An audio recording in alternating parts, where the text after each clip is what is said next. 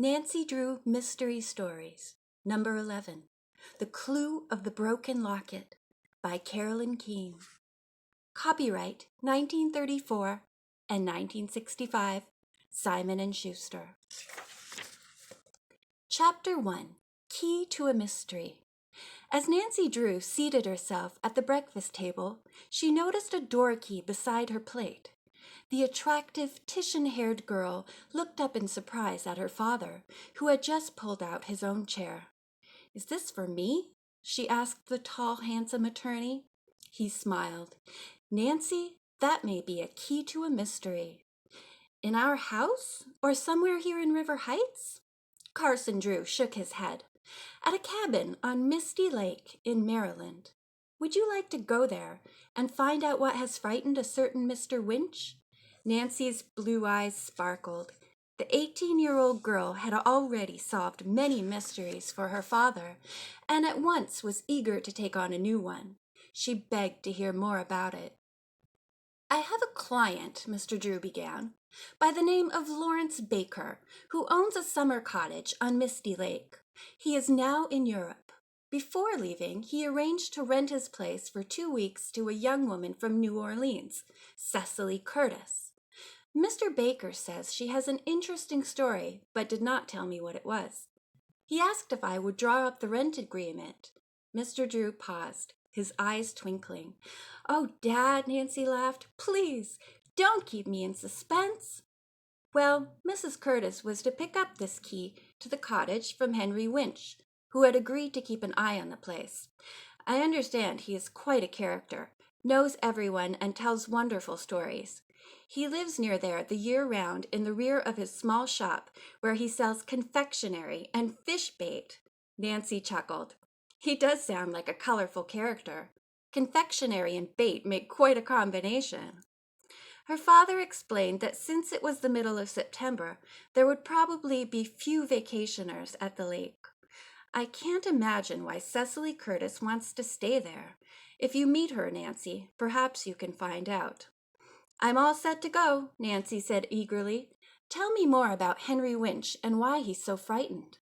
"During the summer, he rents out boats, as well as selling bait and candy. In winter, he stores boats for the summer residents, is caretaker for their cottages, and does odd jobs for the villagers. He sent me this key to the Baker place, along with a note, but gave no hint as to what had frightened him.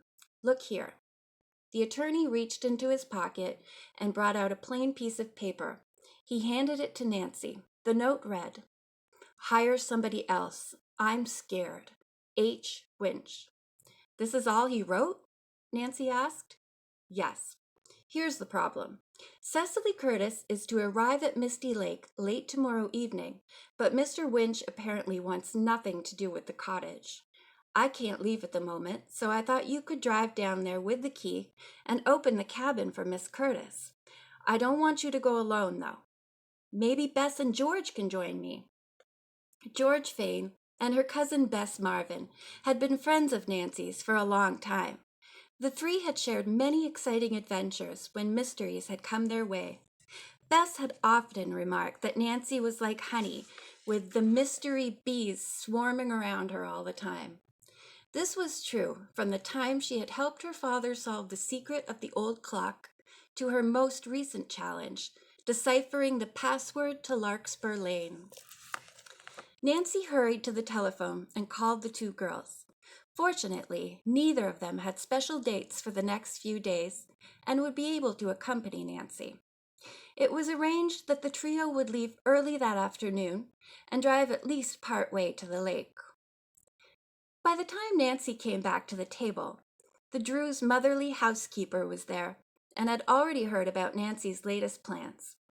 Hannah Gruen had lived with the Drews since Nancy was 3, when her mother had died. Nancy adored Hannah, who always did a great deal of worrying about her when she was working on a mystery. "Is it okay with the girls?" Mr. Drew asked. Nancy nodded. "George is keen about the idea." "I'd expect that," Mr. Drew commented. "She's very level-headed and sensible." He chuckled. I'll bet Bess is a little hesitant, though." "Right," said Nancy and smiled. Bess always worries about the possibility of running into danger, but she's one of the world's best sports when the necessity arises. Presently, Mr. Drew said that he must hurry off to his office. He kissed Nancy and wished her luck. I believe there's a nice guest house in the village of Misty Lake, about a mile from the water. You might stay there. By 2 o'clock, Nancy was packed and on her way to pick up Bess and George. First, she stopped at the Marvin home, and Bess came out carrying a suitcase. She was a very pretty blonde, inclined to be overweight. "Hi, Nance. I'm glad you put the top of your convertible down. It's a gorgeous day." A few minutes later, Nancy stopped for George Fane. The slim, short-haired brunette with the boy's name came out of the house, vigorously swinging a small suitcase. She tossed it into the rear seat and climbed into the front beside the other two. After greetings, she said, "Now, Nancy, give us the details on this case we're going to solve." "First of all, there's a frightened caretaker," Nancy began, and quickly brought her friends up to date. Suddenly, one of Bess's turquoise earrings fell into her lap. "Oh, this old earring makes me so mad. It's always falling off." "Why don't you tighten it?" George asked. She was apt to be impatient with her very feminine cousin. Bess adjusted the screw and slipped the earring back on. Late in the afternoon, the girls stopped at a motel for dinner and overnight. The following day, they continued on to Misty Lake. In the afternoon, as they came closer to their destination, the three began to do a lot of guessing about Mr. Winch and Cecily Curtis. Finally, George declared that their theories probably were 100% wrong. Bess changed the subject by saying, "We don't know a thing about how good the food is in Misty Lake. Why don't we stop for an early supper?"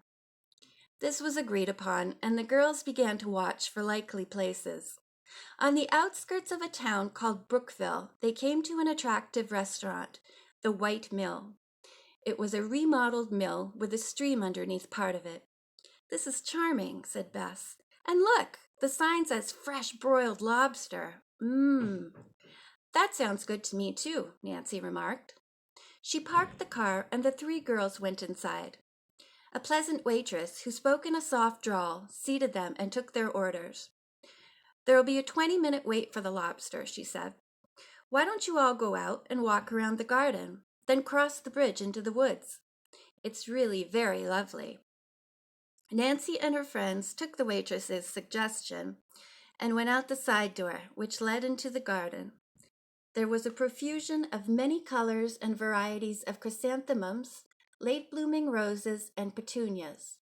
A path through the center of the garden led directly to a rustic, white-painted bridge over a rushing stream. "The bridge is quaint, but it looks rickety," said Bess. "Oh, come on," George urged. The girls, however, carefully crossed the bridge one by one and entered the woods. Bess took a deep breath.